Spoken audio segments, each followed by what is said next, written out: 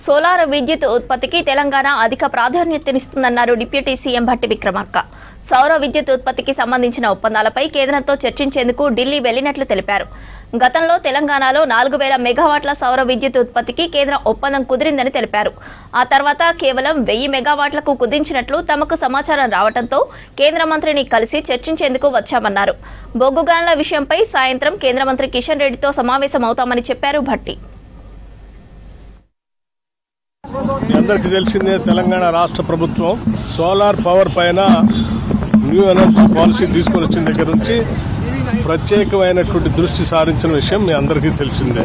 దాంట్లో భాగంగా 4000 మెగావాట్లు సంబంధించినటువంటి సోలార్ పవర్లో భాగంగా రైతులకి పెద్ద ఎత్తున సోలార్ పంపులు పెట్టించే దాంట్లో భాగంగా సెల్ఫ్ హెల్ప్ గ్రూప్స్కి రాష్ట్ర ప్రభుత్వం నుంచి 1000 మెగావాట్ల పవర్ని సప్లై చేసేటువంటి సెటప్ చేసుకునేటువంటి ప్లాంట్స్ సంబంధించి ఎనర్జీ డిపార్ట్మెంటు, అట్లాగే Panchayati Raj department, self help groups సంబంధించి ఒక ఎంఓయూ చేసుకోవటం కూడా జరిగింది.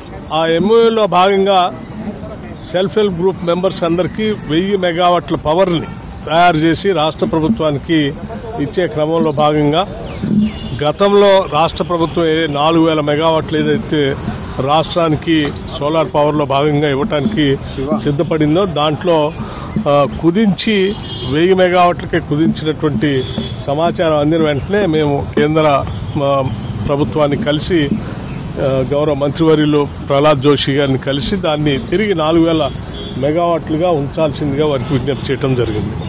That is number 1. Number 2, Kusum B and Kusum C అని కూడా ఉన్నాయి.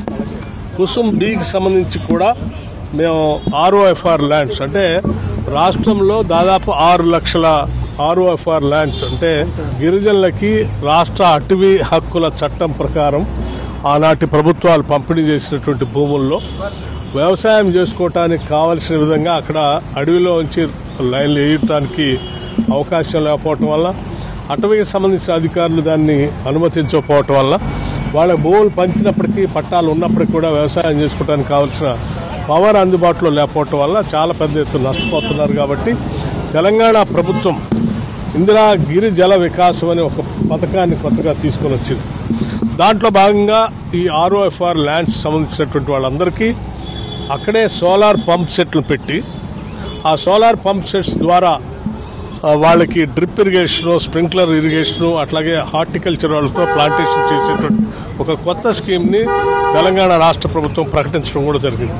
దాంట్లో భాగంగా కుసుమ్ బి కూడా పెద్ద ఎత్తున ఈ దేశంలో మిగతా రాష్ట్రాలకి ఏ రకంగా అయితే సబ్సిడీతో కొంత పాటిస్తూ ఉన్నారో ఆ స్కీమ్ను కూడా రాష్ట్ర ప్రభుత్వానికి పెద్ద ఎత్తున అందివ్వాలని వారిని కోరటం జరిగింది.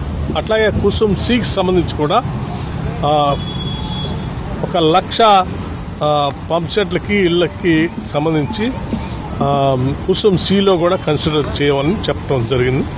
దాంట్లో భాగంగా ఇప్పటికే తెలంగాణ రాష్ట్ర ప్రభుత్వం కొన్ని విలేజ్ని సంపూర్ణంగా సోలరైజేషన్ చేసేటువంటి కార్యక్రమాన్ని, కొన్ని 2 మండలాలని పైలట్ ప్రాజెక్ట్ కింద సోలరైజేషన్ చేసే కార్యక్రమాన్ని కూడా టేకప్ చేసామని వారి దృష్టికి తీసుకొచ్చాం. వారు కూడా ఒక మోడల్గా పైలట్ ప్రాజెక్ట్ కిందగా చేస్తున్నటువంటి కార్యక్రమాన్ని వారు కూడా అభినందించారు.